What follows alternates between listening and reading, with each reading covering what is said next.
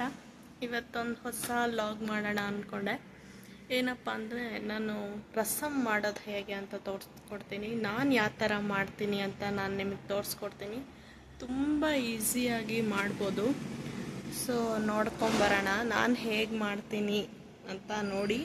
ಇಷ್ಟ ಆದರೆ ನೀವು ನಿಮ್ಮ ಮನೆಯಲ್ಲಿ ಟ್ರೈ ಮಾಡಿ ಹೇಗಿತ್ತು ಅಂತ ಕಮೆಂಟ್ಸಲ್ಲಿ ತಿಳಿಸಿ.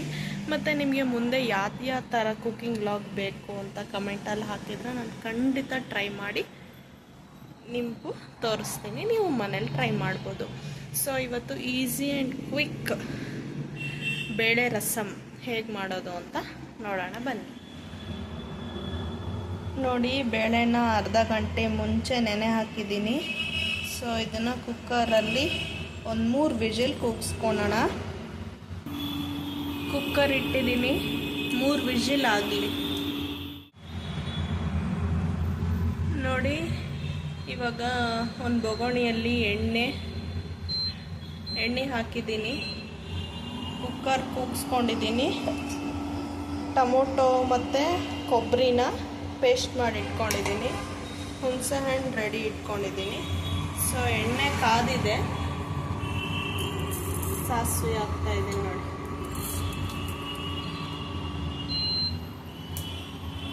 ನೋಡಿ ಸಾಸಿವೆ, ಜೀರಿಗೆ, ಇಂಗು ಹಾಕಿದ್ದೀನಿ.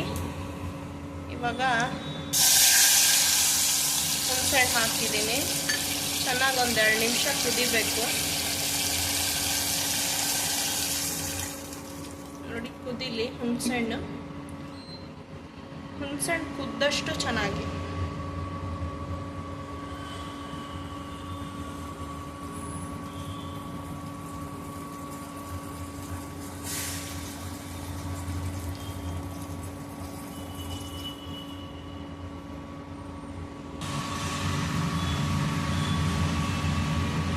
ನೋಡಿ, ಟೊಮೊಟೊ ಪ್ಯೂರಿ ಮತ್ತು ಕೊಬ್ಬರಿನ 2 ರುಬ್ಬಿದ್ದು ಹಾಕಿದ್ದೀನಿ.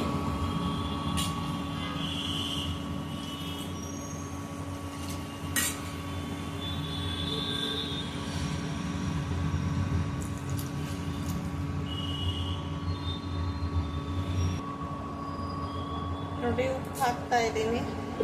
ರುಚಿಗೆ ತಕ್ಕಷ್ಟು ಉಪ್ಪು ಹಾಕಿ.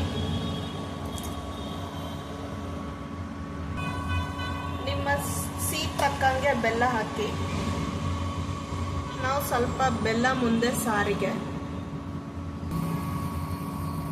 ನೋಡಿ, ಕುದೀತಾ ಇದೆ. ಬೆಲ್ಲ ಸ್ವಲ್ಪ ಕರಗಲಿ.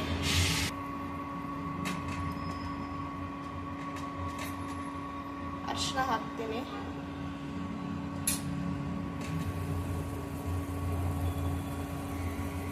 ಖಾರ ಪುಡಿ ನಿಮ್ಮ ಟೇಸ್ಟ್ ತಕ್ಕಂಗೆ, ಖಾರ ತಕ್ಕಂಗೆ ನೀವು ಹಾಕಿ.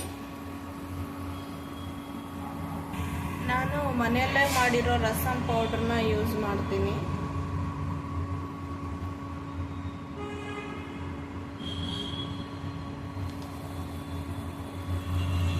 ನೋಡಿ, ಬೇಳೆ ಎಷ್ಟು ಚೆನ್ನಾಗಿ ಬೆಂದಿದೆ. ಸೊ ಬೇಳೆನ ಟ್ರಾನ್ಸ್ಫರ್ ಮಾಡಿಬಿಡೋಣ. ನೋಡಿ, ಬೇಳೆ ಹಾಕ್ತಾ ಇದ್ದೀನಿ.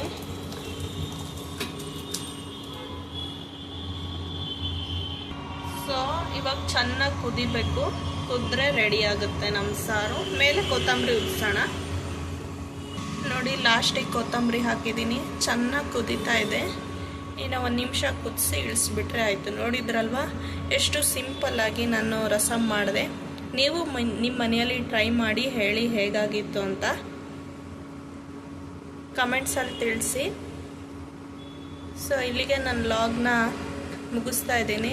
ಸೊ ಹೀಗೆ ಸಪೋರ್ಟ್ ಮಾಡ್ತಾಯಿರಿ. ಸಬ್ಸ್ಕ್ರೈಬ್ ಮಾಡಿ, ಲೈಕ್, ಶೇರ್, ನಿಮ್ಮ ಫ್ಯಾಮಿಲಿ ಫ್ರೆಂಡ್ಸಿಗೆಲ್ಲ ಶೇರ್ ಮಾಡಿ. Thank you so much. Next ವ್ಲಾಗಲ್ಲಿ ಇನ್ನೊಂದು ರೆಸಿಪಿ ಜೊತೆ ಬರ್ತೀನಿ. ಬಾಯ್.